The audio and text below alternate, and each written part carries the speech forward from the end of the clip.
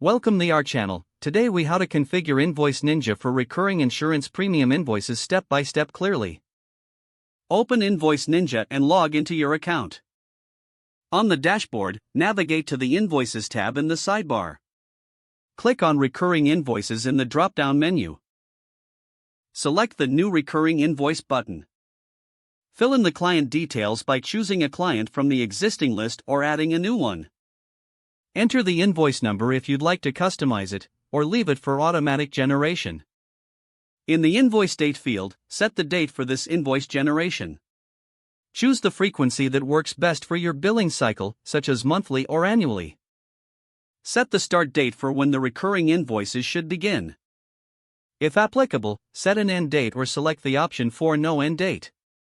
In the Items section, add a line item for the insurance premium. Fill in the description, quantity, and rate for the item. Ensure the total reflects the amount due for the insurance premium. If needed, adjust the tax settings for the invoice items. You can also include any discounts or custom message for the invoice if desired. Next, scroll to the bottom of the page and review the settings. Ensure the Send Invoice option is enabled for automatic email notifications. Click on Save to finalize the recurring invoice configuration. Once saved, you'll see the newly created recurring invoice in your list.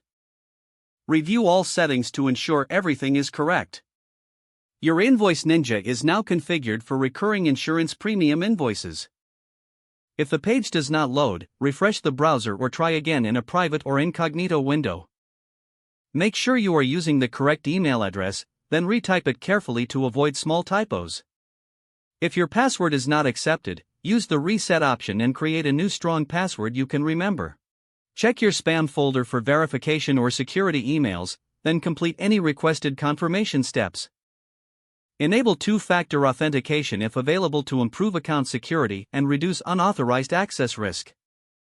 After signing in, review your profile details so your contact information and settings are accurate and current.